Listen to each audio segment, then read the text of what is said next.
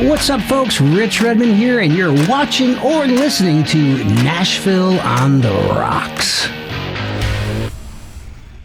If you wanted more action, if you're here for the high, come a little bit closer, put your hands to the sky, come on, come on, come on.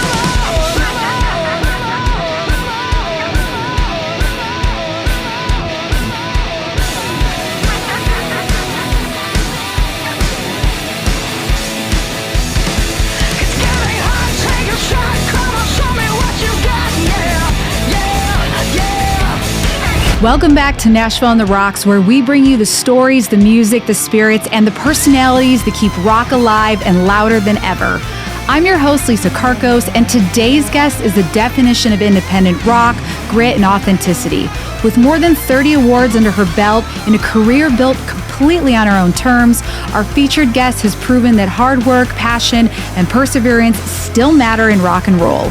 Playing more than 150 shows a year, she's become one of the most respected names in the motorcycle rally and festival circuit, sharing stages of legendary acts like Buck Cherry, Lita Ford, and Pantera, while carving out a lane entirely her own. Her 8th studio album, Attitude is Everything, proved in 2024 that she's a force to be reckoned with, and she hasn't slowed down since, shattering airwaves this past March with her single Hurt, followed by her brand new May release, Are You Ready? And if you heard her anthem Victory blasting through NHL arenas or college football stadiums, you already know her music was built to move crowds. She's self-managed, self-booked, self-marketed, and still rising, proving that authenticity and determination can still break through in today's music world. So grab your favorite drink, sit back, and enjoy this conversation with our friend, Jasmine Cain.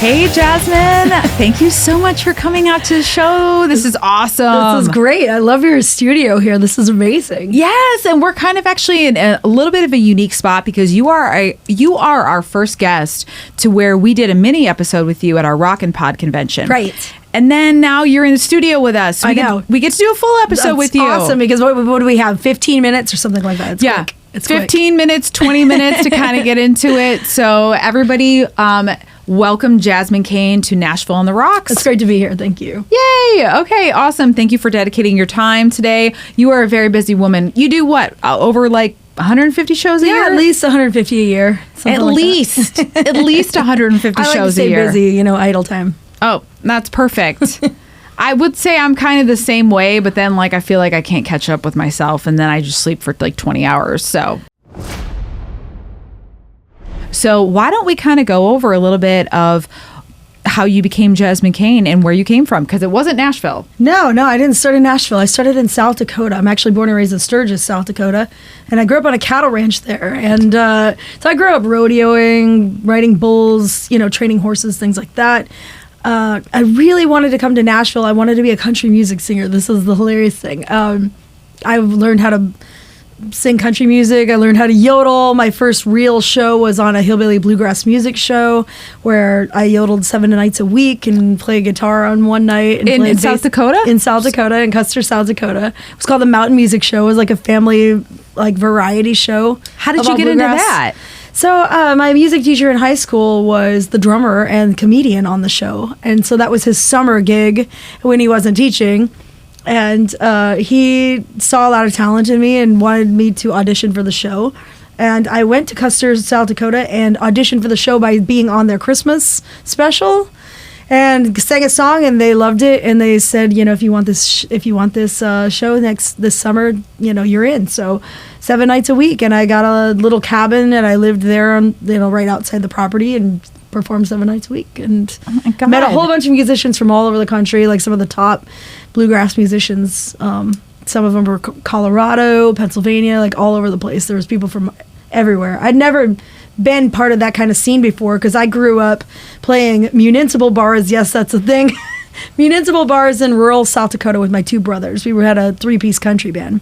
Oh my God. And my older brother learned how to play guitar, and we were just so like enamored with him and his talent that we all wanted to play something. Of course, we couldn't all play the guitar, so he taught me how to play piano and acoustic guitar. And my youngest brother played the drums. And so we all started this little family band, and we'd play these small bars, and we weren't good. But we would always jokingly say, if you can't play good, play loud, or if you can't play good, play cheap. Those were our two. And there wasn't a lot to choose from, so we stayed pretty busy out there. But it was kind of funny because neither me or my youngest brother or my younger brother. I have 3 brothers, but we weren't old enough to drive. But my older brother liked to mingle and have a little drink here and there. So like he wasn't always okay to drive. So we would be like 2 hours away from home and have to drive at a gig like 2 hours away. Right. Okay. In gravel country roads, like in the middle of like not cities. Damn, how big is Sturgis? Well, Sturgis, we were living outside of Sturgis in a little community called Opal. It was a farming community. Okay. So my parents live on a cattle ranch there. It's like 13,000 acres of cattle ranch. So you don't see the other side of it. You can't even get to it. Definitely not. So it's a lot of big cattle territory. And so like when we'd be out at these shows, my older brother couldn't drive. So my younger brother and I would tag team drive home. So he would take like the steering wheel and I would run the pedals, and we would drive the pickup and the trailer back home. And we never told our parents, because if we did, they would never let us do this again, because they would be so worried about us. Of course. Two little kids. How old were you? I don't know.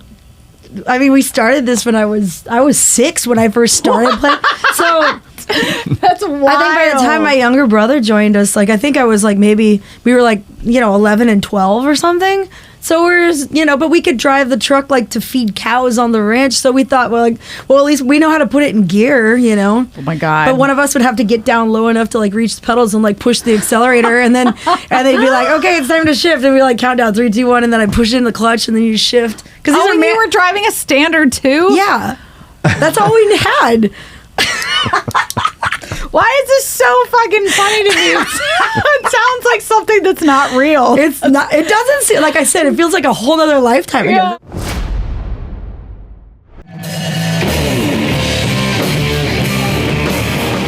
But so eventually, I get to high school, and my music teacher gets me on this music show, and I did that one year, and it was a total disaster because. Even though I loved the show and I loved the people that I was performing with, my music teacher had a really bad drinking problem, and it kind of turned into something that was a little more friendlier than I was comfortable with, and he wouldn't let it go, and he wouldn't stop doing it, and so the owner of the music show said to me, he said, if this happens again, because I finally confided in him, I'm like, I didn't know what to do. And the girls on the show said, you got to say something. So I went to the guy and I said, this is happening to me. I need to figure out what can I do about this. And he said, the next time it happens, you let me know and I'll handle it. And I went back to the dressing room feeling so much better. Like, oh gosh, what a weight off my shoulders, because this was going on for so long. And then the next day he did something again. And I had to go to the boss, the guy in charge, and tell him. But I felt comfortable telling him because he said he had my back, and so I let him know, and then he said, okay, I'll handle it. And I went back to the dressing room and I told the girls, and they were like, thank goodness this is finally over for you, this whole situation. And a couple minutes later, I got a knock on the door, and he asked everybody else to leave but me, and he said, well, I want you to know I let him go, and I'm letting you go too. So they fired me from the show. And he said, if you don't fire you, I don't know. He said, if you don't say anything or you go quietly, then you can come back next year and you can have your job back, and he'll never be here again. And so I left quietly, and I didn't say anything because I just thought if I went quiet, I would just get my job back next year, and I come back and do it. And I did try to come back the next year, and they wouldn't give me the job back. I actually turned down the Medora musical in North Dakota, which is a musical that's on horseback, so you're singing on horseback while you're shooting things and roping. I know it seems crazy, but this was my life before all that, and I turned that event down to go back to my job because I knew that one and I felt comfortable on that one, and I got there and they turned me down. So that was the end of my musicals or family bluegrass shows. Well, fuck that. Yeah, didn't fuck sound 'em. very family-like. It wasn't good. How old were you at the time? I was 16 when I started the show. I turned 17 that summer. So, wow, that's wild. Yeah. Did you ever run into that asshole again? Yes, actually, it was several. town. Well, it was several years later, and I was by this time I had established my own rock band, and kind of forgotten about all of that. I was playing this like small bar in Rapid City, South Dakota, called the Valley Sports Bar. It was actually my last gig before I was getting ready to move here, and I went up to the bar to get something to drink, and I walk up to the bar and I order something, and this guy is sitting there with like a hoodie on with like over his head, and he doesn't look at me, but he's sitting there straight looking forward, and he says, you sing really well in your lower register. And I said, that's weird. I said, I had this music teacher that used to tell me that, and he pulled his hoodie down, and it was him. And I was like, he goes, don't worry, I'm not going to bother you. He said, I just want you to know that I hear soul in your voice now, and I couldn't have taught you that. And then he got up and left, and he died like a couple days later. His obituary was in He died a couple days later? He came there to tell me that because he was dying, and he knew it. And that was it. That was the last time time I heard from him. So it was a weird situation, but yeah. That is a wild situation. Yeah.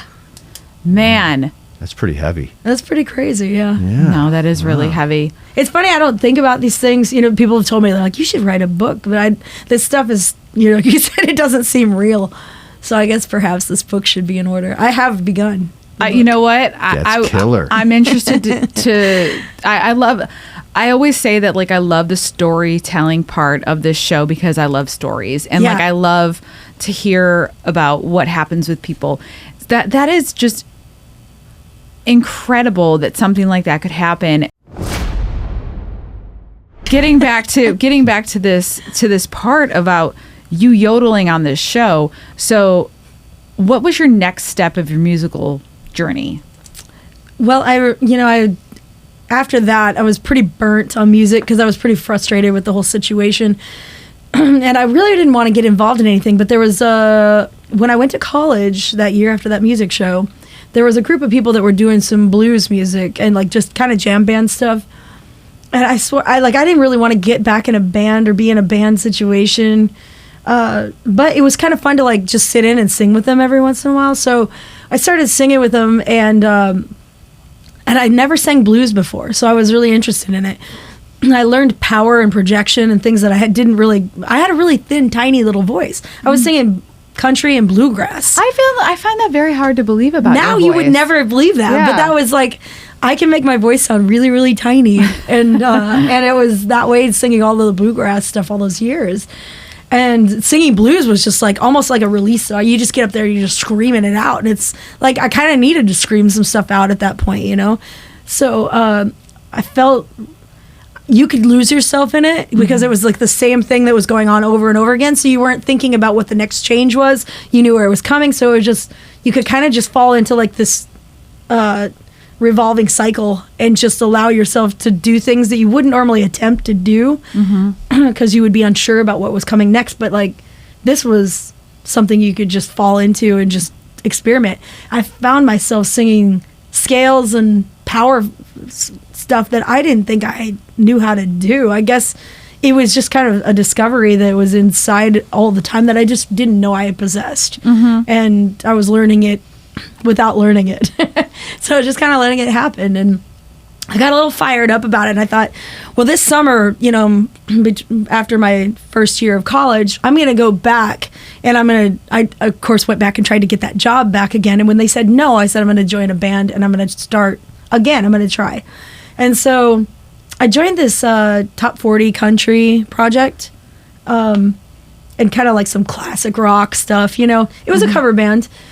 And it was called Red Mountain Freeway, and they were all from, like, some of the guys were from Arizona, and they moved up to South Dakota to try this band. And I had moved in with my high school boyfriend because we lived, I had to find somewhere to live during the summer. So I moved in with him, and he also started drinking and became abusive that year. And so I found myself several miles outside of town in a trailer house, no phones. He would take my car keys every morning, really controlling, really, Just and then- you like isolated, huh? completely. And I didn't know where anything was, and I didn't have any friends in that town, and I didn't have access to a phone, so I couldn't call anybody for help or what. And he was really guarded about, like, I applied to a bunch of different jobs, trying to just get regular jobs, and he would have me list his grandmother's house as the phone number to call for anybody that was inquiring to hire me. And for some reason, over the 30 or 40 jobs that I applied to that summer, not a single phone call happened. And I can't believe that would have been the case. So they were guarding everything, and his family was involved in this, which was even stranger.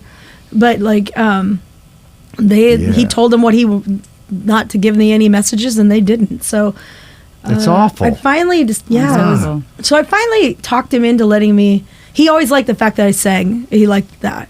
So I talked him into letting me audition for this band, and he agreed to let me audition. And then they hired me. And so he had no choice but to agree to let me do the shows. And now, it makes him look bad if I don't show up for something, because he was the one that was in charge of it. And he brought me there and made sure, So it was like they were watching him. And so I started doing some shows and stuff with him, and they loved performing with me and stuff. And so we played a lot that year, and I got to have a little bit of fun getting back into music. But ultimately that turned out really, really terribly, because he ended up fighting several of the people in the band, and one to the point where both he and I ended up going to the ER. And then the state pressed charges for assault because we were living together. So he came in during a rehearsal. We were just rehearsing, and he just started swinging. Yeah, he thought something was going on, and just ran in. How old were he you broke down the door. How old were you at this time?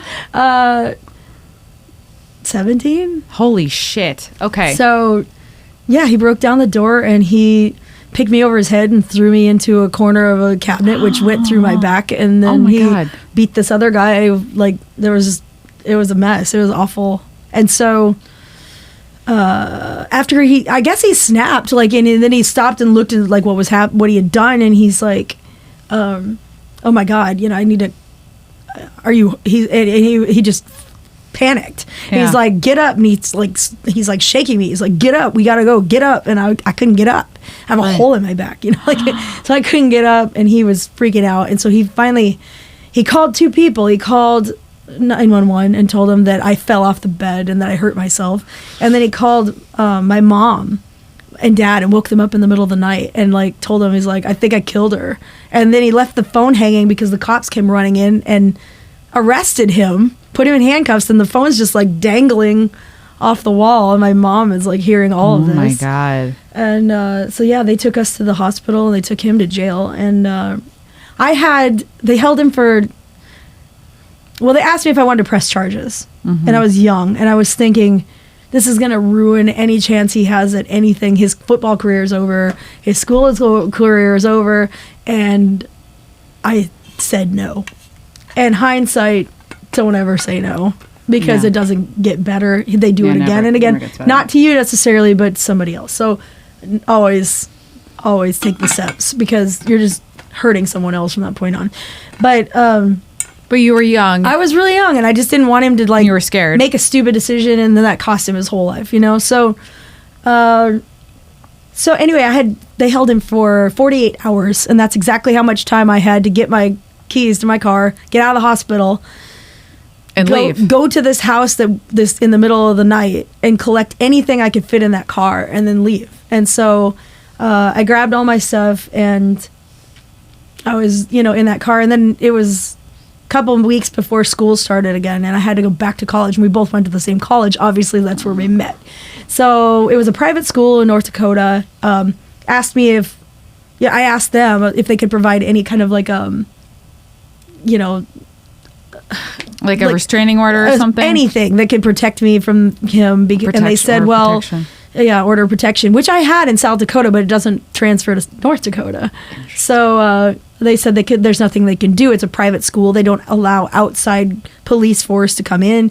So they only got campus security, and I wasn't safe. He tracked me down everywhere I went. For my first full week of school, he was coming after me. His sister also went to the school. She was coming after me.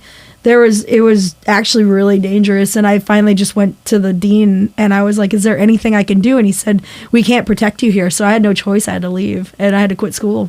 So What the fuck? I know, I was the top of my class. I was taking athletic training into physical therapy.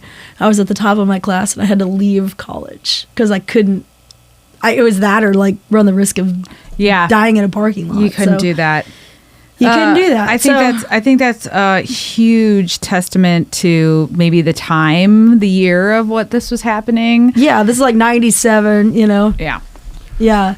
And you know what? I feel instant anger towards this guy, man. As you should. He's gonna mind what's business, weird, man, though? but Like- man, I'm pissed. But you know? it's weird because like curiosity kills a cat. It gets the best of me, and I start looking it up. Like, he's married with kids. He's like a chiropractor now, and I'm just like, how, you know? Total normal life, but yeah. We watch a lot of true crime in this house. We know how that happens. Like that storyline is always played out, man. You're Yeah. a young couple, and you know, abusive, and you're protecting. You didn't. I don't know. Not to get into it, man, but it's really sad. I'm It's sorry that really happened to crazy. you. But I feel like I was just like, this was like programming my brain for what to expect from this point on. And like, it actually was really detrimental because when people treated me that way, I expected it and I accepted it because I was like, I thought that was normal. Not much different when I moved to Tennessee. You know, the guy that I met in Sturgis, South Dakota was, I won't mention names, but he runs the world's largest biker bar. And so I was going to move to Los Angeles, and I'd been the house band there that plays for 2 years. In where? Sturgis, South Dakota. In Sturgis, okay. So I turned 21 like the year that it opened. Okay. And so I was, I applied to be a band there, and I became the house band. And I was the house band there in 2001, 2002. And then at the end of 2002, I told him, I wanted to go to LA, and I wanted to, give music an actual chance. And I wanted to get out of South Dakota because it was just nothing but bad news for me. And so I was just like, I want to try something new. So I'm going to go. Well, it's really cold too. Let's just be honest. It's really cold. Really that cold. wasn't the problem for me. Not at that time. Now when I go back, I'm a big old pooswa. I can't stand it. I'm like freezing to death. But like, I love South Dakota. It's probably very beautiful. It's gorgeous. And I still really miss it. Like, there's times when I just think it would be really nice to have a place back in South Dakota and just go back and enjoy the Black Hills and what it was meant to be, because it is a glorious place to be. It's beautiful. Awesome. But I told him I was going to go to Los Angeles. I had a couple friends there, and I was, Mark Hart from Supertramp, who was playing in Supertramp. Mm-hmm. I'd met him, and we'd become friends, and I felt like he could kind of direct me a little bit. And then I'd met a few people just in one visit that I went there, met a couple people, and everybody in LA seemed very welcoming and very friendly, and they're like, yeah, rock and roll, let's bring it on, let's do it, let's do some stuff. So I was really excited to go to Los Angeles, and I told him about my plans, and he's like, he said, I really don't want you to go to LA. I really want you to move to Tennessee with me. And so, we started talking about it. Like, the cost of living in Los Angeles is outrageous. And I'd saved up like $35,000. That's what I had in my bank that I was going to make my move, my big move. And I collected all this money, working all these jobs and everything. And so,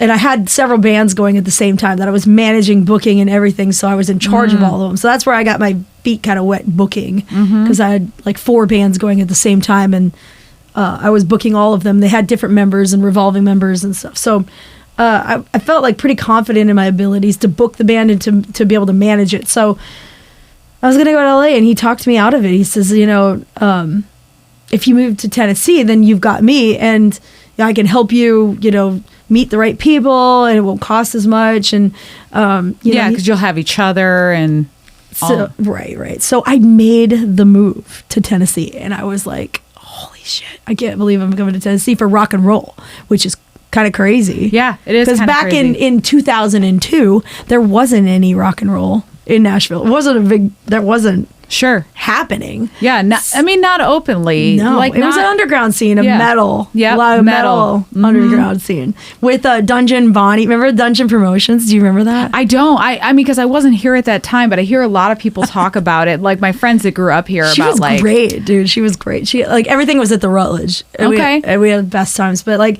so I came to Tennessee and was in West Tennessee in Dyersburg, and there's nothing in Dyersburg. There's a old Waffle House that's called the Touchdown now that you can play in an old Waffle House. We would always say that. We jokingly said that we're gonna go rock the Waffle House tonight, and it was crazy. It looked like it was about to burn down at any moment.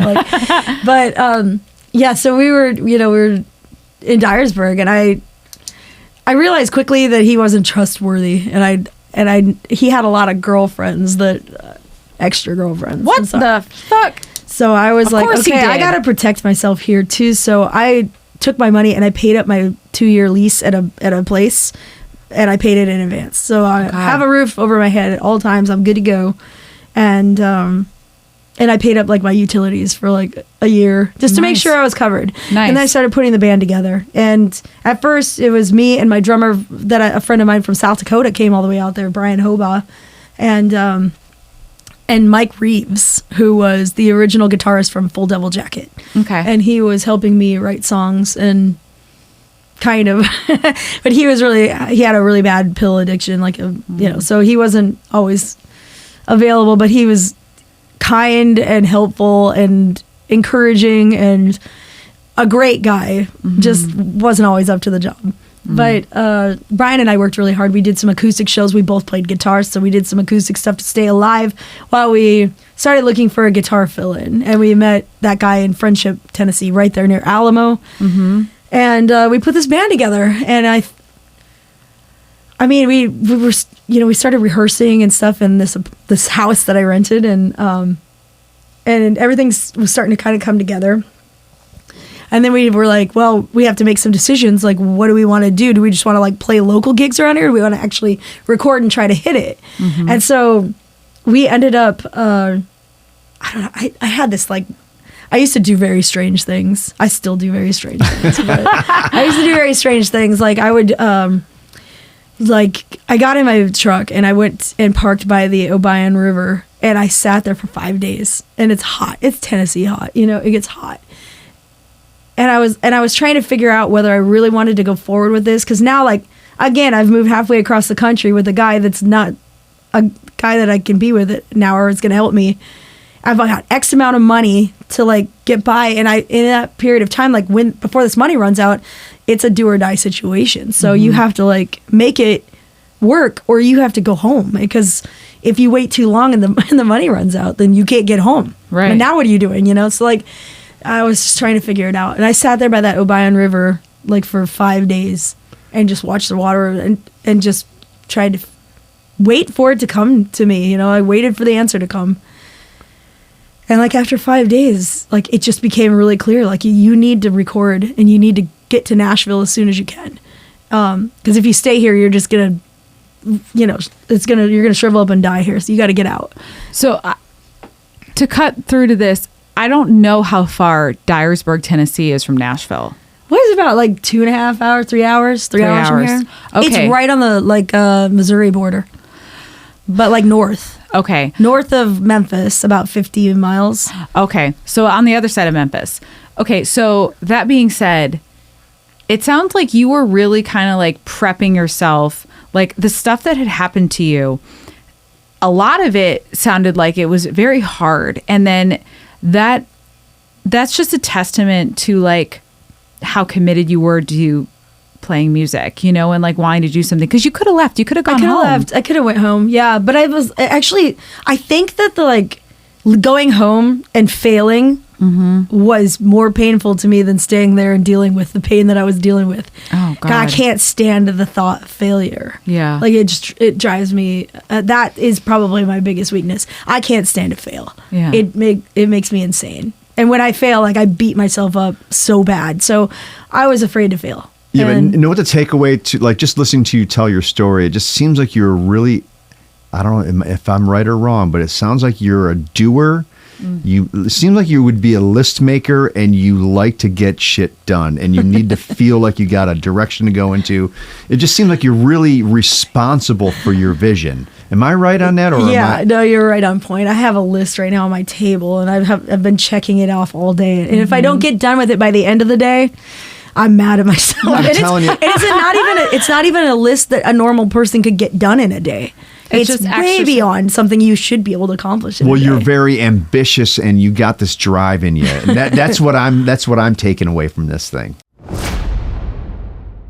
Someone that has done the things that you've done in terms of just what you do on a yearly basis, like, that is very ambitious. And the fact that you do it alone and that you are self-managed and self-booked, I mean, that's huge. Like, people could learn from you a little bit of that. Do you know what I'm saying? Yeah.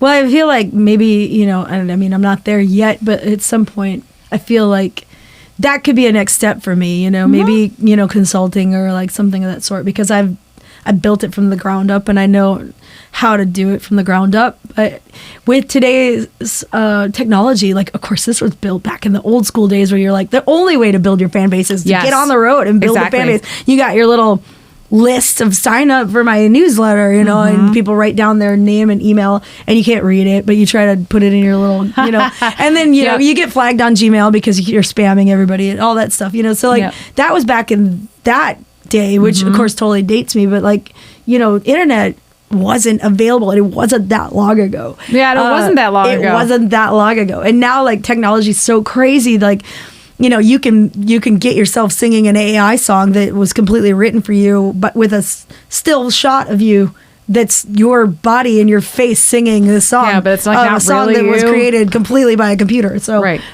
it's now totally different. And I think people are freaked out a little bit about AI because, like, they don't know what to trust, like whether it's real or not. And that was proven just recently. I forget, like, there's a band that is a completely AI band on Spotify that has written nothing but AI songs, and it's not a real band, it's just AI, and it has like more plays, more spins than anything because it checks all the right boxes. Yeah, I was so when gonna say, people like listen to it, it's on all the playlists, it's on all the things because there's a checklist of like, this is a hit song, and AI knows how to write that. And it's very generic and it's whatever, and it's not even real people singing it. It's all AI computer generated people. Funny. But it's like killing it on Spotify. It's a huge help and it's a huge weird step at the same time, but it's a huge help for growing your fan base. But like, I do respect and a lot. And I mean, Dan had a band for a really long time, still does.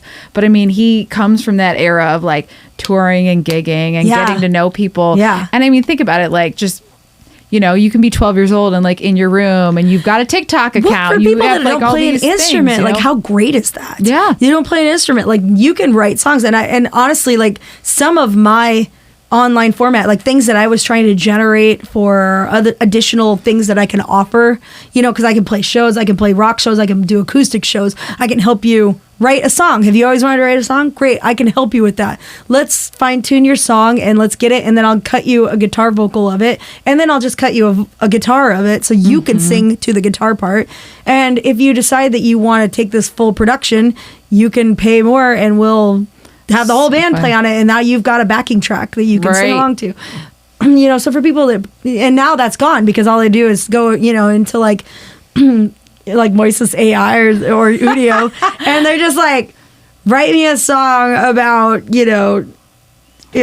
brushing my teeth, and then it's like, I want it to be in the style of, R&B and I want a male vocal that sounds, like an older soul vocal. And then like, Barry White's on there singing about brushing his teeth, and you're like, damn, that's crazy. And it's perfect. It's awesome. And it's just like, man, I can't compete with that. Sorry. AI is No, I mean, Call Udio. because it's, Yeah. you want to know why? It's pulling from everywhere and everything. It's pulling from everybody, from the Beatles to Nirvana to this. And It's it's like, pulling from Spotify. it's pulling from all of that. It's pulling from everything. Spotify and SoundCloud, especially SoundCloud. Really? They when you sign up for SoundCloud, you're basically signing up and saying any of my music can be sampled and used for AI research. Whoa. So yes, I know did that. not know that. All right, guys, keep Oh, keep an eye on AI. that. We're looking that up. Dan, don't put your stuff on SoundCloud. Okay. unless we want I'm this so to glad I don't happen. do music for money, man. I do it from the man. love. You know? Doing it for love. It's the worst. I'm starting a Feet Finder account just in case you're wondering. Okay. I think we need to put all the stuff I mean, out there. AI can't do fingers and toes, so I feel like Feet Finder is still safe. Right? That'll probably happen at some Okay. day. Well, I'm just saying. We're gonna ignore that from now. I made a post like that on Facebook as a joke Yeah. about and it flagged me, and it was like, this is Oh gosh. reporting. I was like, I got flagged for. I have this really cool photo of me with this purple background, and I've got my hands all painted with henna tattoos, and I'm doing this, and I can't use that as a promo anymore because it's violent. I'm flagged for Really? violence. Yeah, Promoting gun. I'm promoting gun violence you're like, with my henna tattoos. computers are so stupid. Oh, God. Yeah, but at least I still only have 4 fingers and 2 thumbs. Oh my god, 4 fingers and 2. Well, I mean, AI can't duplicate that. They can't get No, fingers right, and No, they can't get toes right. No, and they can't get teeth right. I've done some Oh, AI right. things of myself. It'll do like an extra row of teeth, or Nice. something else will be missing there.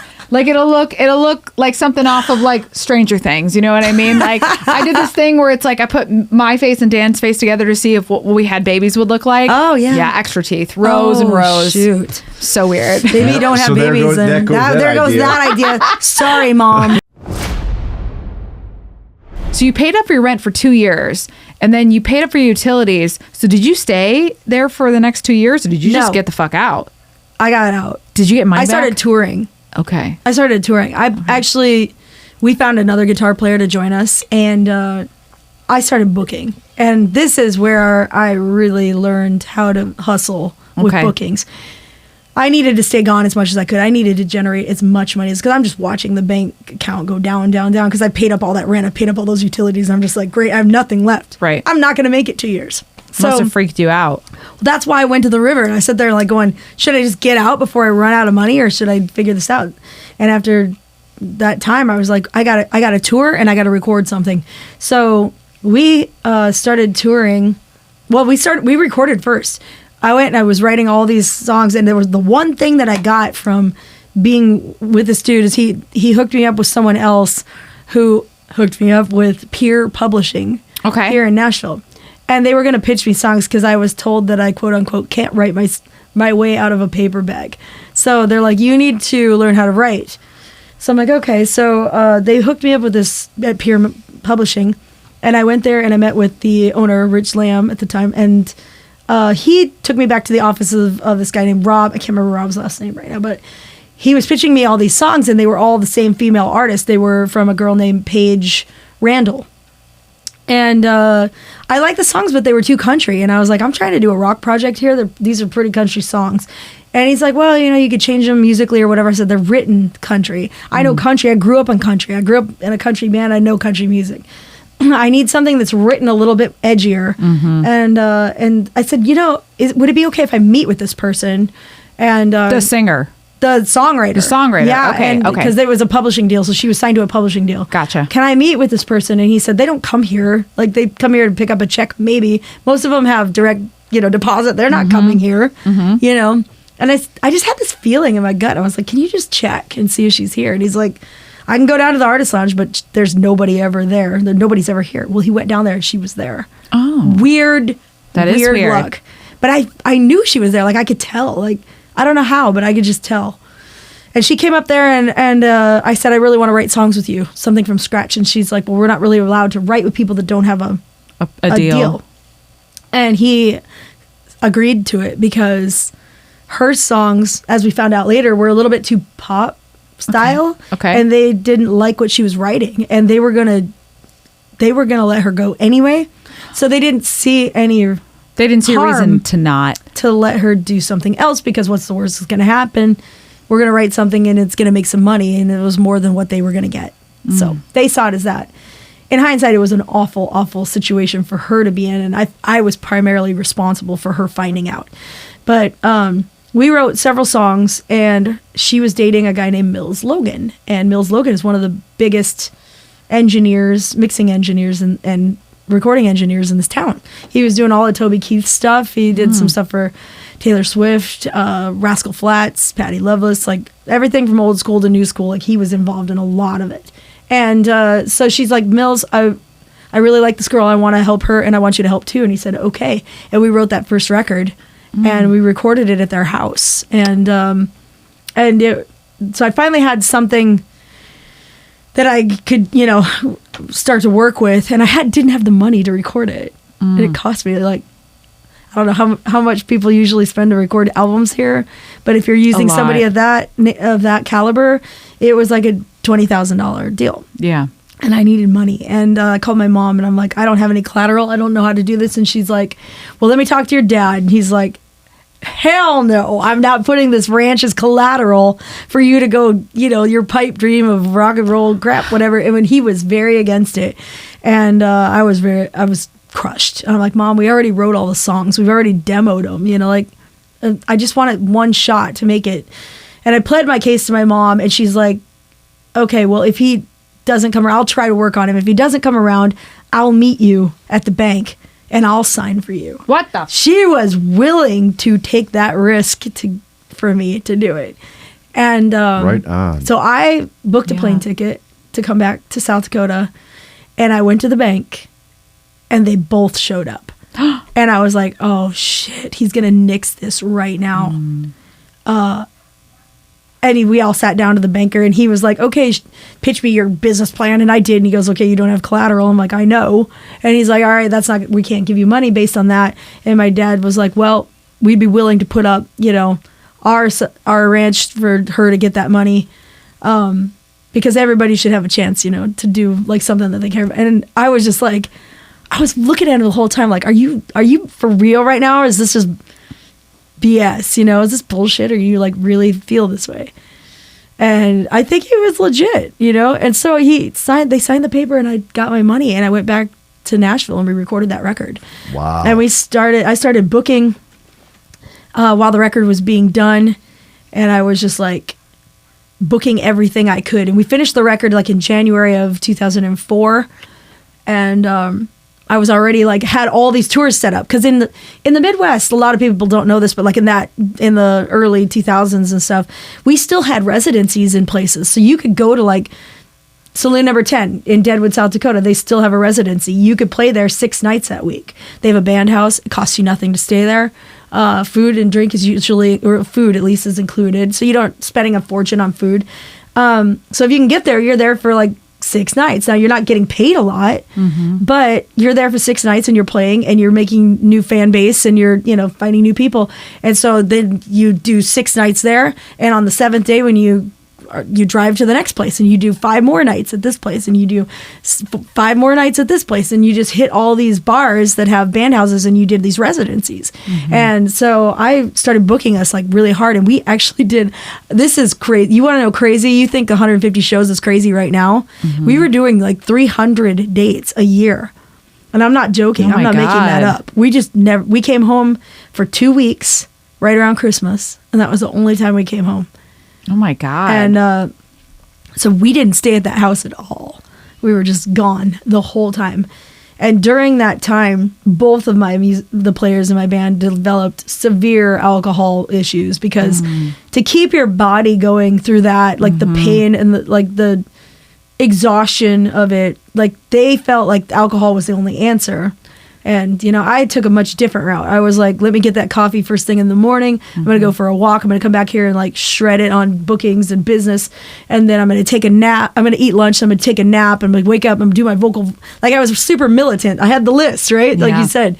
And so I was super militant on it. And I think it's the only thing that kept me alive, because, my drummer, he ended up passing away at like age 38. Oh my God. Because, he just never got sober. And he got blood pressure went through the roof, and he died from what they said pneumonia, but he wasn't on his blood pressure meds, and he died overnight. So, That's terrible. yeah, and the original guitarist that we worked with, Mike Reeves, shortly before that, got stage 4 cancer, and he died pretty quickly too. Holy shit. My whole basically original band when I moved here was gone. Yeah. And so after 2 years of doing gigs that hard and just selling CDs off the stage, like we didn't even have a website at that time. Right. I sold 10,000 copies of my Wow. album by peddling them off the stage Yeah. for 2 solid years. Oh my God. And then the band, of course, needed a break from this. They couldn't Yeah. keep up like that. So I told everybody to go home, take a year off, and we'll come back and we'll try again. And I was going to write the next record. And they just never came back. So I had to start all over again. Yeah. And by this time now, I was back into this bar in South Dakota because now I have no band. And Did you go back home? no, yes and no. I didn't move back home per se. I ended up moving to Nashville in April of 2005, and I had a place here. But I had gotten back together with them, and I went back to the bar and was helping him build that bar up again. So I got back into it like an idiot, and I was spending all of my time and energy helping him get that bar rolling. And I thought we were building something together again. I thought we were on the same page. We're going to build this business together, and then we're going to have this huge like empire that we've, built from the ground up and whatever. And it was just another trick to get, him farther ahead and me out of the door. So, 2005, I had another band that I was still house band there. Sure. And that was about all I was really doing. And so then 2006 was my last year there. Okay. And I mean, it ended again brutally and violently. So it was not a good situation. And I left there, and the only thing I had to my name for money when I left there was when he put his hands on my neck and pulled me backwards into a bathtub. I was able to get my hands on his jeans pocket. And I went backwards, and it ripped his pocket open. And he always kept like a stack of money rolled up in that pocket, and it fell out on the floor, and I saw it out of the corner of my eye. But he didn't notice it because he was so focused on me.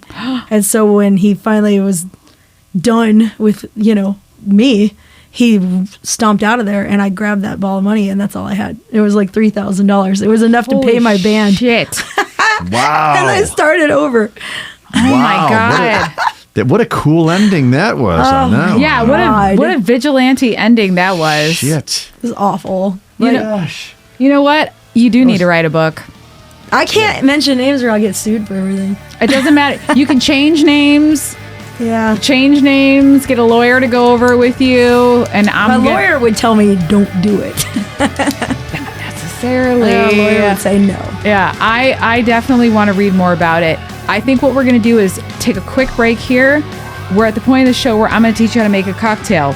And this is kind of fun because when we did this before, we did an NA cocktail for those of you guys that saw. At Rockin' Pod. Yeah, the Rockin' Pod. And it was delicious. It was really fucking good. Yeah. It was delicious. It was great. So I'm thinking, and you know what? Your husband's in the studio with us, so we're gonna do 4. So Okay. this is gonna be fun. We're gonna make multiple drinks here. Oh, gosh. But I know you're a bourbon girl. I love So bourbon. I've got some good stuff, and I'm looking forward to this. Now we can make an actual drink. Okay. Let's go. Awesome. We'll be right back. Oh, hey, this is Nick Roulette, and you're listening to Nashville on the Rocks.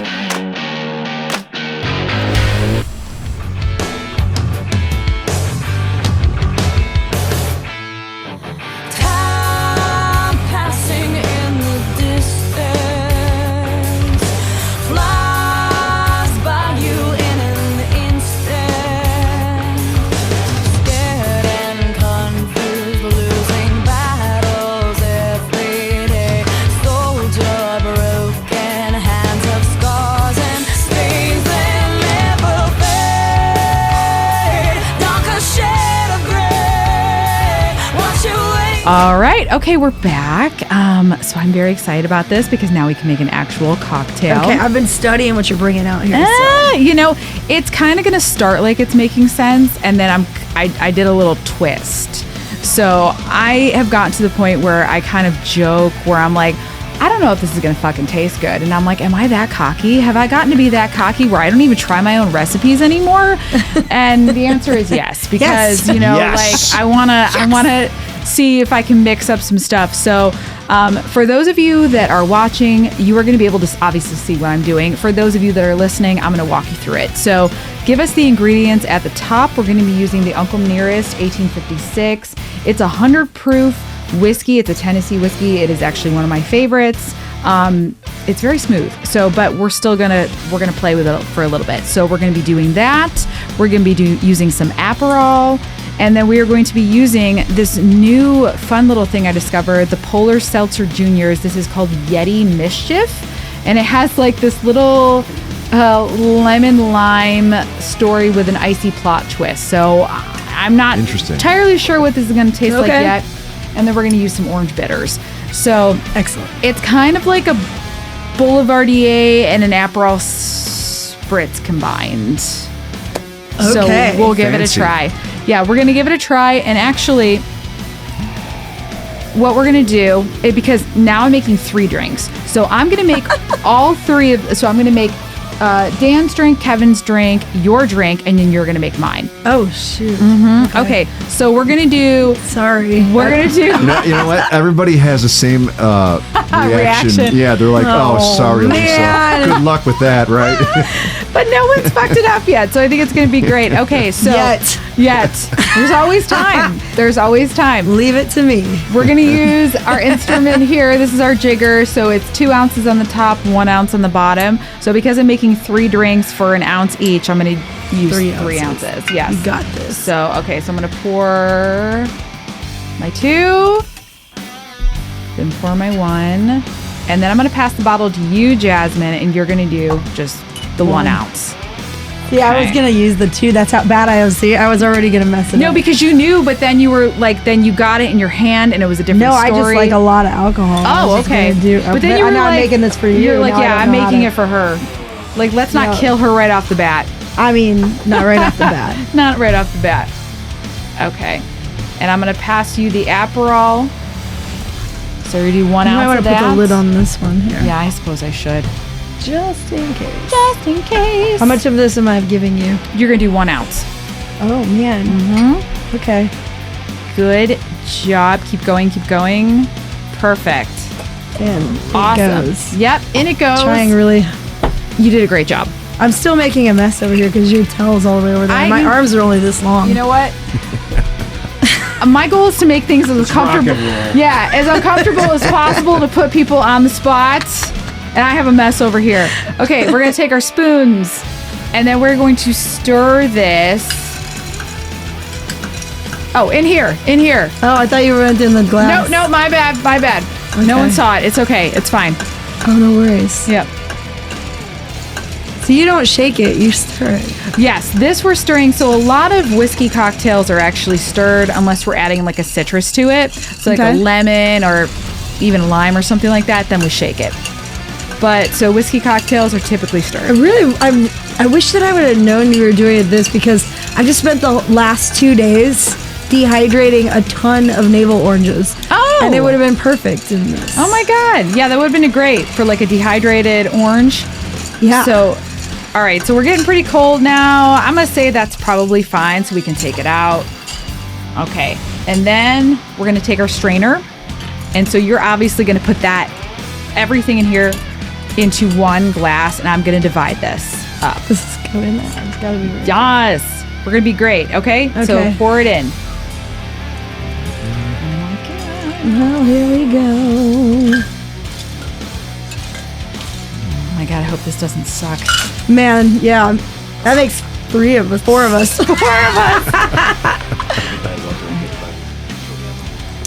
All right. Woo! Pop. We're going to pop this open and just put a little bit in the glass. More? Lovely. No, I think that's fine. And then we're gonna add 3 drops of orange bitters. Okay. To the drink. And then I'm gonna give it another quick little stir. Even though we probably don't need it, but just to get those bitters and all those, like, the essence of the bitters in. Okay. Oh my God. Okay. It's so far away. I know. Well, you're doing a good job because you're trying to talk into the mic and be there at the same time. Yeah. I know what's up. Here you go, babe. Pass that to you. Hey. All right. This is yours, darling. Okay. And here you go, Kevin. Thank you. Wonderful. And I'm going to take this one. So sorry. Cheers. Yep. Apologizing right off the bat. All right. Cheers, guys. Enjoy Cheers. the show. Good luck, Thanks for coming on. Good luck. See you at the finish line. So now you're in Nashville again. Yeah. So my parents came through. My dad came through, and I was like, "Holy! I can't believe this is awesome. happening." So yeah, we record the album. I spend the next 2 years, 3 years on the road with the band, just peddling this new album. And like I said, we sold 10,000 copies just to people at bars. I had a stack of them in my hand at all times. So as soon as we go on break, I'd walk off the stage with a stack of CDs in my hand, and everybody that I talked to would ask me, "What's that you're holding on to?" And then I would sell them the CD. And so I held on to it everywhere I went. Everywhere I went, I had like 10 CDs in my hand, and I just held on to them all the time. I didn't so drink funny. back then at all. So like instead of a drink in my hand, walking around with a drink, I had 10 CDs in my hand. So yeah, I was walking around and everybody like, "What is that?" And I'm like, "Oh, it's our new album. You want to check it out? It's $10." You know, they're like, "Yeah, I'll take one of those." And everybody at the table would buy one, and I sold 10,000 copies. But the weird thing is you can't claim any of that because you're not scanning it. You're not scanning the UPC, so it doesn't show up like, Nielsen SoundScan or anything like that. But like, yeah, I know I sold 10,000 copies of that because that's how many I purchased. Right. How many you purchased, how many you ordered. And how many were gone. So yeah. So that must have given you like a good, because you know how many bands themselves sell 10,000? Not a lot. Zero. Yeah, it's not a lot. It's kind of surprising. Like I didn't have anything to gauge it from. Yeah. So I didn't know any different. So I thought, oh, 10,000, that's not very good. Like, man, it sucks that people are selling millions of copies of albums and stuff. That sucks. So, and I didn't realize that like that would actually probably get you like a gold record right now. If you were on a label, probably. like you probably get a gold record if you sold 10,000 copies, So I didn't realize that at the time. So I was just like, man, I failed, I thought it sucked. And so, like I said, I had to send the band home because they just got too strung out on the road, and gave them a year to come back. They didn't come back. I had to start building a new band. And I needed a new record, and everything went very, very south at this biker bar, and I had to leave. Like I said, it was very violent and crazy, and I got out of there luckily, alive, and I went on about my way. But I was so far in debt at that point because I was I was helping with the bar, so like cash flow was a problem. And so we were using my credit cards to purchase things. And so all my credit cards are maxed out. I think I own like 100 microwaves and a bunch of mattresses and stuff there. But like I was never going to get that back. And I thought that they would make it right and pay me back for that. But that didn't happen. So my debt was astounding, and my car was on its last leg. And so I was renting this house in Nashville. And I couldn't pay my rent. I watched my car get repoed. Oh, shit. I was sitting there laughing. I was watching out the front door, and I see this truck pull up, and I'm like, oh man, somebody's getting towed, and it's me. And I'm watching them tow my car. And that's not funny, and what's funny though. is I didn't even. Well, it is. But you didn't It is you gotta here. say that. Yeah. Though. You gotta laugh to keep from crying. So I'm just standing there watching, like, wow, I wonder what that's for. And then I'm watching him, and it's just like hook onto my truck, and I'm like, oh god, they're towing my. Did you get anything out of your car?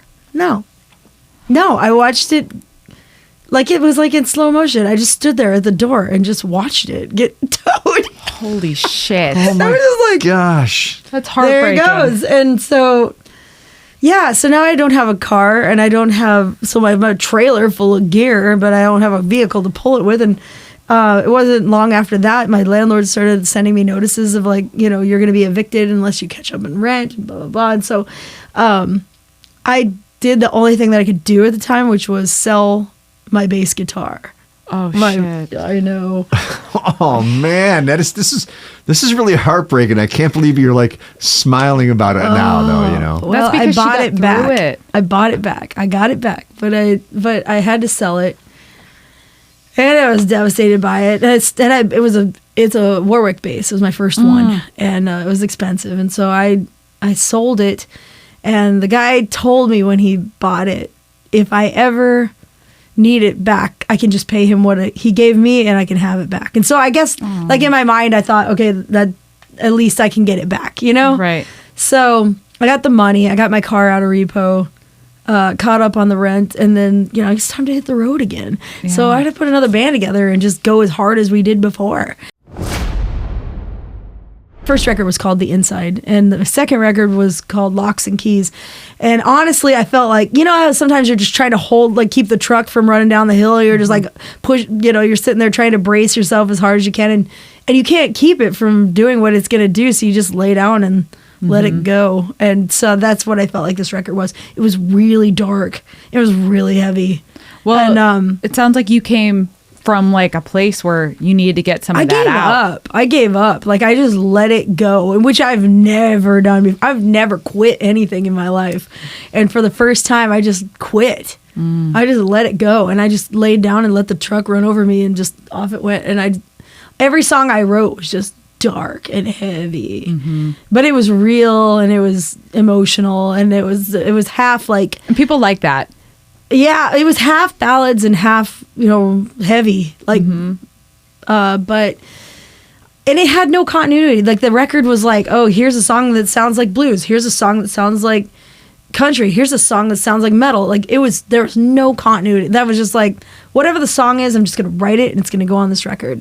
And I went back to Mom and Dad, but I paid that balloon note off. So my dad was proud of me. He's like, look at you go. 3 years it took me to pay it off, and I paid it off from all my hard, heavy touring. And so he's like, yeah, we'll go ahead and sign again. So I had another $20,000, and I could go make another record. And that's exactly what I did. So I went back and I made another record. And by this time, of course, my life was completely upside down, and I was desperate. And I tried to get back into the rally circuit, the motorcycle circuit that I was in. And I found out very quickly that I was being blocked from being able to perform there because I was the last person that you were talking to. So he wouldn't allow me to be there, because if he was going to be there, I couldn't be there. And he made sure, like, he had the money. So what am I? I'm just a band, you know. I couldn't get a job. Oh, shit. So I couldn't work. And I was freaking out because I didn't know what to do. So I reached out to a friend of mine. I'd done a couple of these shows with Easy Rider events. And a friend of mine, John Green, was the event coordinator for Easy Rider events. And I was like, man, I need a job. I don't care. I'll clean toilets. I'll put up like pipe and drapes at the events. I'll hang signage. I'll drive a truck. I'll do whatever I have to do. I just need a job. I really need a job. And he said, do you have a band together right now? I said, no, I had to send them all home to get sober. And he goes, well, put a band together. He goes, you're going to be my headlining act next year. And he gave me that chance I needed. And so I put a band together, and we became the headlining act for Easy Rider events for all their bike shows starting in Pomona, California. So now I'm traveling to like the other side of the country, which I never thought I'd do. So you went from like one feeling to another feeling. It was crazy, almost like, overnight. Yeah, it was absolutely crazy because and it was funny because he asked me, he goes, how much money do you need to do this? And I was trying to be very like frugal because I didn't want him to scare him off. I needed this job really bad. And he's like, well, how much do you need to do this? And I'm like, can you give me a couple $100 or $1,000? And he's like, how's $5,000 a show? And I was like, shh. I've never made that kind of money. I've never made that kind of money. And even like that isn't awesome for that kind of traveling, but I'd never made that kind of money. And I was so grateful that he took my quote and just like ×5, here you go, and that's awesome. And he wanted me to succeed, like genuinely wanted me to succeed. And so I went and I did every single show on this tour. It was 8 weeks of this tour. I did every one like it was the last show I was ever going to play in my life. I was just like, leave it out on the stage. And it was very emotional, very exhausting. And my fan base just exploded because it's easy to tell when you're watching someone perform with like their just guts are on the stage. Like it's just easy to see that. And I was just like out of options. My guts were on the stage, and there's no way to hide that. And people saw that, and it resonated, and they followed, and they were following me. They were buying the merch. They were buying this new CD that we finished, Locks and Keys. We sold another 8,000 copies of that on this tour. That's awesome. great. And we just kept going and kept going and kept going, and I was just just always present, always in the moment, making sure I was taking advantage of every single opportunity I could. I was at every person, meeting every person I could meet. I was shaking every hand I could shake, and just like trying to find my next opportunity. And it paid off, because when we finished that tour, they do a rodeo tour in the summer, and that was another 4 weeks. So I scored 4 more shows from it. So 12 weeks of my year now were booked for Easy Rider, and that started opening up other doors. Like, so the rallies are like, well, if she's doing Easy Rider events and getting this kind of fan base, we need her here, and we need her here. And suddenly that ban that I was facing just went away. And it was like, oh, well, it doesn't matter anymore. Like, you've got this push, this clientele, this fan base that's not going to let you die here. So if the fan base says we want this, then they're going to hire that. And it was like, oh my God, this is the answer. This is the answer to the entire equation. I need a massive fan base, and I need a rabid army of people that are just going to fight for this as hard as I'm fighting for this. So I started building it, and they did not disappoint, because after that year was up with Easy Riders, they hired me back for a second year to headline, which they've never done with a band. And not only that, they hired me for a third year to come back and headline. That's awesome. And after 3 years of headlining that tour, they said, we have to break this. Like, we have to find somebody else to come on the tour. Otherwise, it's the same thing. I said, I totally understand that. Like, and I'm behind you on that. I'm not trying to keep you from that. And they tried to hire someone else, and the crowd, like, the people went crazy, and they were like, "This is not Jasmine Cain. We want our money back." Like, people were getting angry because we weren't on the tour anymore. And they tried it for 2 more years, and eventually they had to take their it's sold. Easy Rider events sold, and John Green, the guy that gave me my entire ticket to get out of jail free card, passed away. He got sick and he passed away. And they sold the company. They sold it to somebody else. And the new owner, I was playing a bar gig in Jackson, Tennessee. And this guy shows up.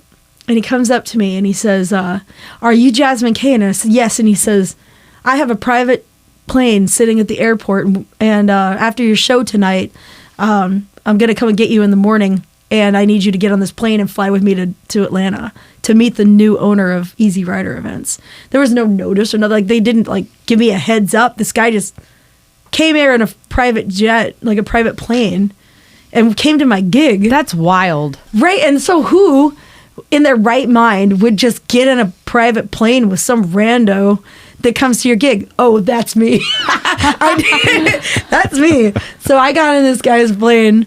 And I flew to Atlanta, and I met the new owner of Easy Rider events. And he says, he gets out of his car, and he's like, he's wearing like Louis Vuitton stuff. Like, he's all decked. This guy's got so much money. This is not what I expected to hear. Crazy. Of, like, who this person looks like. Oh, he's a businessman. He owns like a bunch of gyms. Like, he's like a gym guy. Interesting. And like, yeah, and he comes like to the airport to meet me in this like, high-end car, like this something I can't even fathom, and he's like, he looks at me, he shakes my hand, and he said, "Who the fuck is Jasmine Cain?" And I was like, "Well, that's me." And he's like, "All I'm getting," he goes, "everything on the Easy Rider website, they have like a message board." He says, "I'm getting ready to start these events again, and everybody says is, bring back Jasmine Cain, bring back Jasmine Cain." Like, there were 300,000 messages on there for where's Jasmine Cain. And he goes, "I need to know who the fuck Jasmine Cain is." So I sent this dude to your show to pick up Jasmine Cain and bring her back here and see if you would want to do this tour again. And he's smart. He's a smart man.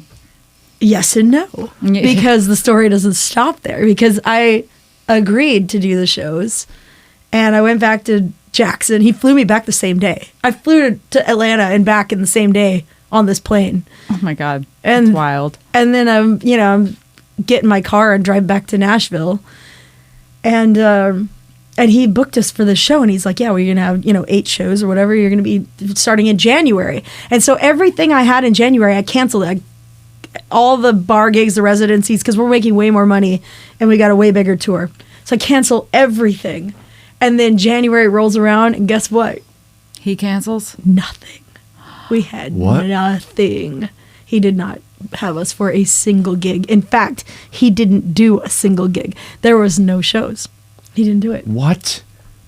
So I just gave up basically 2 months of touring for nothing. And now I'm back in the gutter. Oh my God. And wow, yeah, crazy. The highs were high and the lows were very low. So yeah, it was such a wild roller coaster for so long. So here I am back trying to beg for gigs back again. Like, I know I canceled all this. Can I get in? No, everything's booked a year in advance. Can't get back in. So yeah, struggle busing some more, and it just seemed like that's kind of just what kept happening, like over and over again. It was just like you catch this like awesome opportunity and you're like on top of the world, like this is the moment that it really breaks for me, and then you just watch it tank like Jesus. every time. It's kind of like a testament though to like strength, because a lot of people I think wonder, like a lot of people that are musicians and like young kids and stuff like that, like they don't know how hard it can be.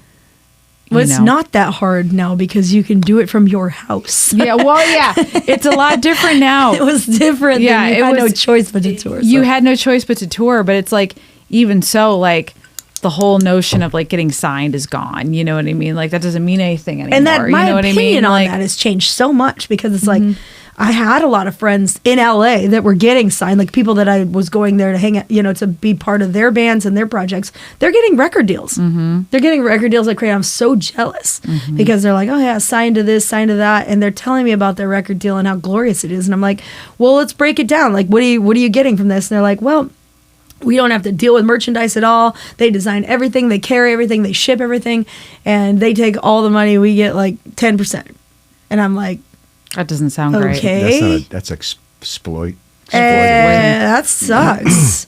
I'm like, well, how much are you making on that? And they tell me, and I'm just like, man, that sucks. Like, I'm making like 100 times that. I got to stock it and carry it and ship it and all that. But man, but it's yours. But it's mine, and I own it, and I own the designs. They're like, even they don't own the designs. They could never use that. Even if they broke away from this management, they can never use that tour T-shirt again. Yeah, because they own it. And a lot of people, you know what? A lot of people like that are in bands that they have these stars in their eyes, and they want to get signed. Yeah, they want to say that they got signed, and Yeah. that's all it really is. Yeah, that's it. And they completely get manipulated because of that. It's like, I would never. It's crazy. If you can make money doing what you're doing, way more than getting a signing on a, you know what I'm saying? That's the way to go. Yep, but like exactly. they play on that emotion. Now it's a lot more. It's a lot more work. But if you're willing to do the work, the payoff is 100 times better. And you're probably doing the work better than what a label could do because Totally. you're out there with the people. Yeah, Totally. you're They're making more of a connection. and no one's gonna fight harder for you than you. So Exactly. they've got 100 bands that they're looking at, and they're like, oh, these guys are getting some attention. They're working harder, and that's the thing. It's like whatever band was already doing all the work, and getting the attention because they were doing all the work. That's where they put all their attention into. They weren't putting their attention into the band that wasn't getting any. Yeah, You know, absolutely. they're just like, oh, let's just get rid of them. Let's drop them because they're not doing anything for us. So, it's a wild card. And obviously I'm not much of a gambler, so I didn't like the wild card situation. And when I left South Dakota, when I decided to do music for a living, I bought myself a book, and it was called Everything You Need to Know About the Music Industry. And I read it. So I knew all about like the first things you need to do, get your RIAA number, and get your get your code for your ISRC code, for everything that you need to be able to like record. Make sure you have a publishing company under your name. Make sure that you have signed to a PRO, a performance rights organization. And here's what to look for in those, and this is what to expect. And like I read all this stuff about the industry, and so I feel like I was too knowledgeable. Like when the labels know that you own the rights to your merchandising, you own the rights to your recordings, you own the masters, you did the songwriting, so you own that. And it's all signed to your publishing company. They got to offer you something to be able to use that, and what they want to be able, what they have to offer you to have control of that is more than they're willing to pay. So I pretty much had to accept the fact that I was never going to have a record deal. I was going to be independent forever because I was too prepared.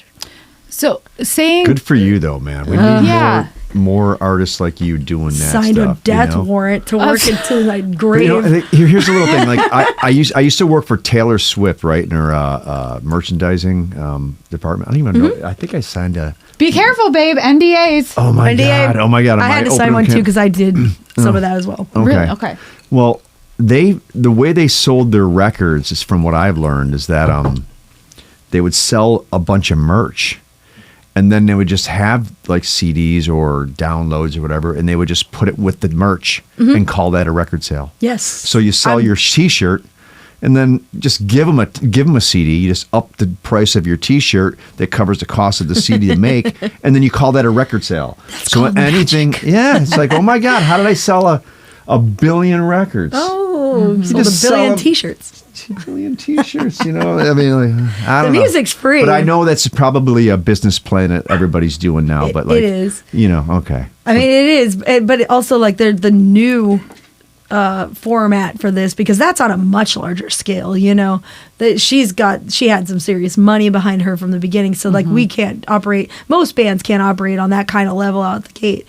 So the new method is you run social media ads and you target those to for people that buy merchandise from bands that sound like you, and you target that audience. It's kind of like virtual tour hacking, like you go to these people's whose bands you sound like, and you're just like watching what they do, and you're just reaching out to their audience through your social media ads. Those social media ads will send them to, if you like fill in the blank, you'll like Jasmine Cain. And it's like, oh, cool, I'll check this out. And they click on it, takes them to sign up for, your newsletter. And they're like, yeah, I don't know if I want to do that. And they're like, wait, but if you sign up for this newsletter, we'll give you a free starter pack with stickers and pictures and all these things. All you pay is shipping. Well, the shipping is enough to cover the cost of the thing, but you're paying for shipping. So, and they don't worry about that because they're like, oh, cool, all these stickers and things are free. I'm just going to pay for the shipping. And then after they choose that, they have to enter in their information. Now they're on your newsletter, whether they wanted to be or not. Now they're on there. Which a lot of them will fall off after a while. That's fine too. They can go. But it's, because ultimately you want a fan base that's supportive of your career and that's actively pushing you. So, if they don't want to do that, then it's better that they get out of the way rather than. Yeah, pay for the shipping. That's the way to go. Like, just make it like $500 to ship, some stuff, But then you offer them, you're like, hey, you're already getting this package. Do you want to just throw in a CD too? It's, it's $10 or whatever. They're like, yeah, whatever. It's $10 more. Boom. Now you just sold CDs. Yeah. And because of this system that we've implemented, our sales are pretty astronomical. That's for amazing. CD sales.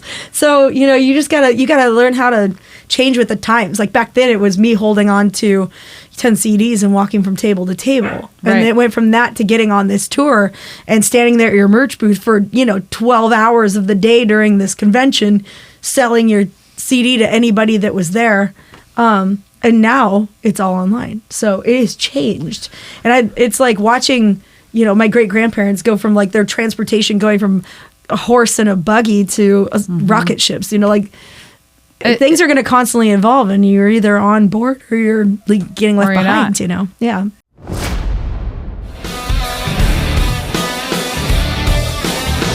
This song is for the disregarded, for the lonely and the broken-hearted. Take my hand, let's get this started. Fall in, body marching to a different backbeat, but we'll never ever take a backseat. Build me up.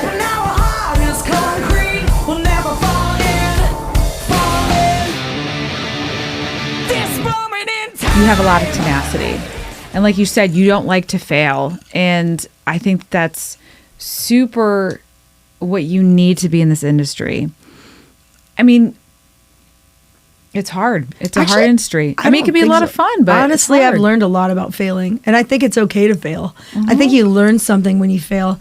I didn't feel that way before. I never felt that way before, but over the years, that's the thing that I learned that I think can give you a little bit of forgiveness in what you've done, because if you don't fail, you don't learn anything. And I needed to fail a few times to learn something. And so it's in the last few years, especially working with our new writing partners and producer, Caleb Sherman and Monique Staffel from the band The Infamous Her. We've worked on these last 2 records with them, and one of the things that they always jokingly say is, you know, like, dare to suck. Like, you got to throw something out there, and it might suck, but like, you don't know if it sucks unless you try it or listen to it. And I think working with them has just kind of made me like okay with failing a little bit. You know what I mean? Yeah. It's obviously I strive to like always hit the aces all the way through, but like, if you do fail, I'm not going to sit in a corner and beat myself up now. Like, I learned something from it. Whatever, wrong call, let's just pivot and go on. And, you know, the old me would have sat there and just, you know, dug myself a hole and buried myself in it. So I learned a lot from working with them and just like kind of giving it up to like whatever, you know, lesson learned. Yeah. Right on. Yeah, it's a good attitude to have. And I think it does, like you said, it kind of liberates you from trying things, man, you know, because you never know when you open a door, you don't know what's behind it, man, but it gives you that permission, you know, to do stuff that you might not do. I will say that like I'm in a better position now because like the failures from before, I was so scared to fail because I was broke. Like there was nowhere to go. There was like, okay, well, you failed. Great. Now there goes your car. You're evicted. You're living on the street. You have no way to get home.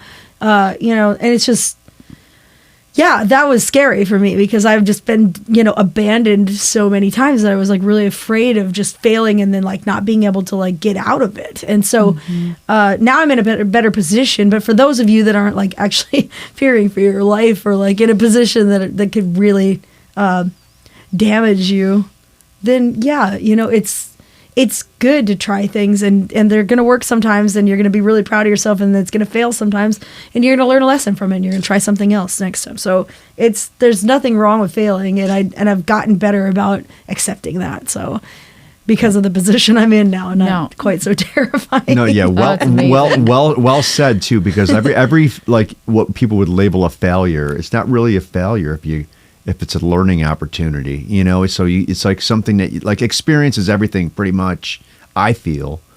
And then when you do go through some failure, it's just one of those things. Now you know what to do next time, and the more times you fail, the further you actually become. You're going along, right? Does that make sense? Yeah. Well, there's no rule book in this business. Like there's no like set rules that you gotta follow to like for success. It's a very much trial and error thing, and everybody's trying to find that thing that nobody else has done, and everything's been done. So, you know, you have to figure out who you are, and you have to stay true to that, and you have to know your audience and what you're marketing to, and offer them things that work for them and that stay true to you. That's it. That's the baseline in a nutshell, how to market yourself. So you were just at the Josie Music Awards. What was it like to be there? So this is the first time I've ever attended the Josie Music Awards. I was nominated in 2020 for our album previously, 7.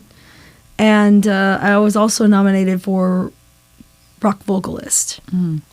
And so we ended up winning both of those awards in 2020. But I wasn't there because I was on the road. In 2024, is this right? Oh yes, 2024. I released a couple of songs in the window. That was in some singles. Sure. In the window that was in the time frame that qualified for 2024 awards, and with that we ended up winning Rock Artist of the Year. Very cool. Again, Congrats. I wasn't there. And it really was, we were trying to get back. We were at a gig in Ohio and we were on our way back, and I had the dress and everything. And we were driving back from Ohio, and I was like, if I can get home in time, I'm putting on this dress and I'm going to the, because it's held at the Grand Ole Opry House. And I'm like, I'm going there and I'm going to stand in that. I'm going.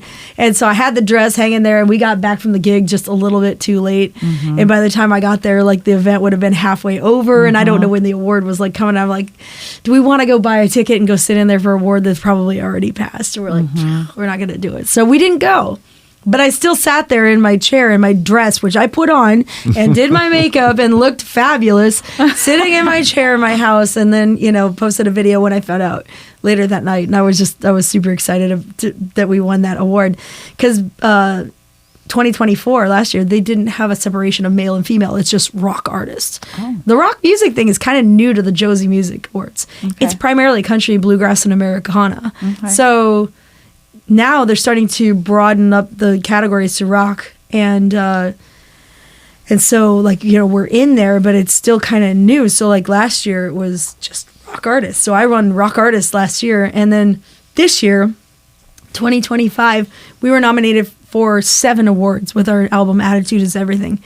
And so I told everybody, I was like, you know what, it doesn't matter what happened, we're going. We're definitely going this year. So I blocked everything out.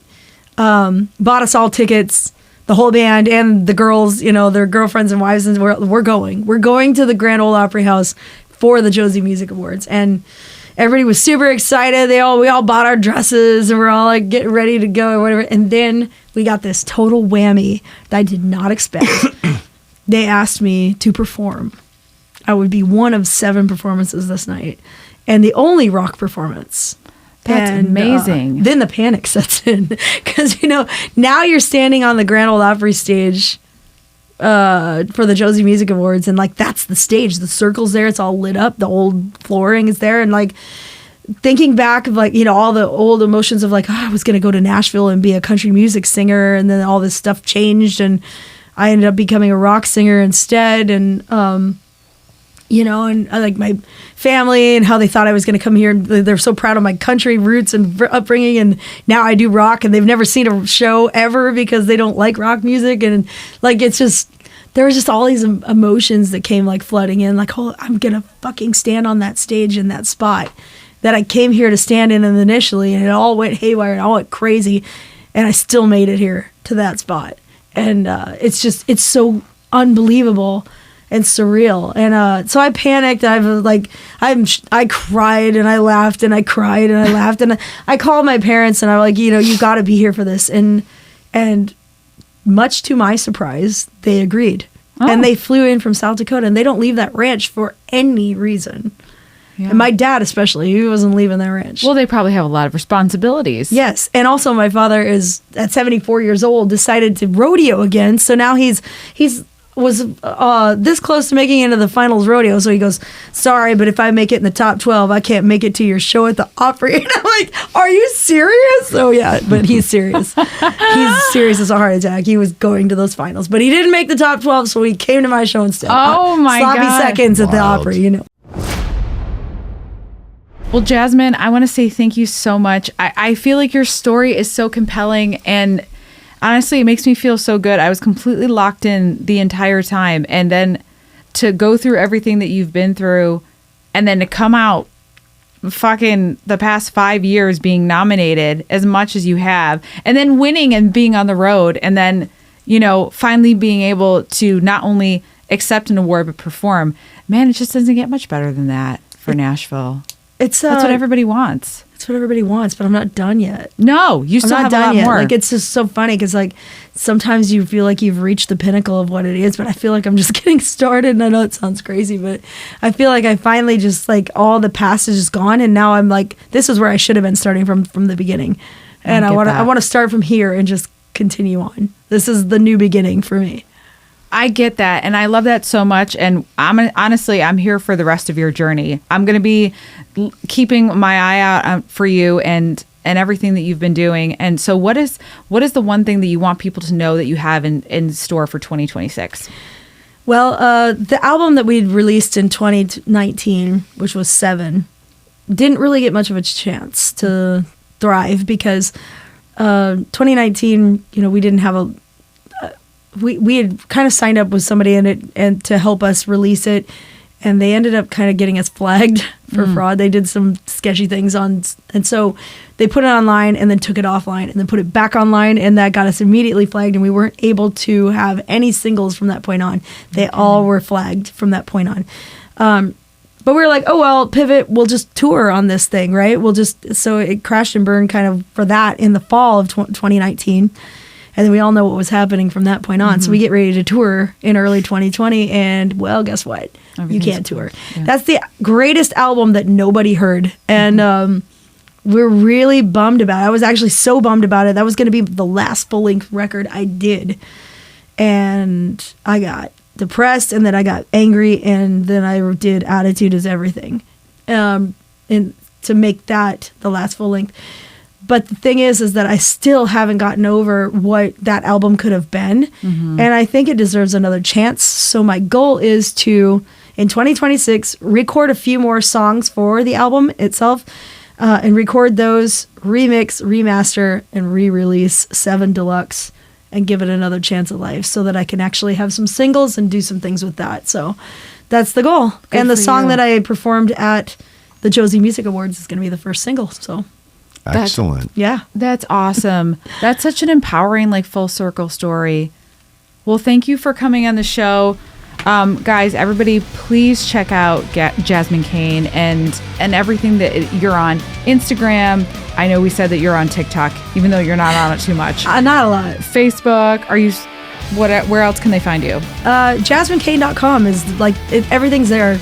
And I'm very Googleable, if that's a word. Yes, it Yeah. is. Very that is chat a word. GPT. That's a word. GPT? I don't fucking know. I don't know. Just, Googleable. yeah. Googleable. Google knows all. Just ask Google. Who the fuck is Jasmine Cain? And then it comes up. It'll come up.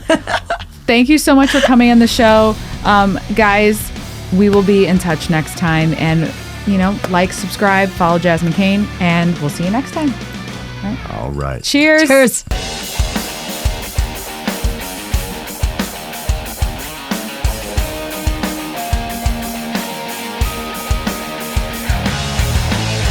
Hey there, thanks for tuning in to Nashville on the Rocks. We're so grateful for your support. If you're enjoying our content, we'd love it if you could hit that subscribe button on our YouTube channel. And don't forget to follow us on social media and give us a like on iTunes, Spotify, and all your other go-to streaming sites. Your feedback is super important to us, so please leave us a review as well. Thanks so much.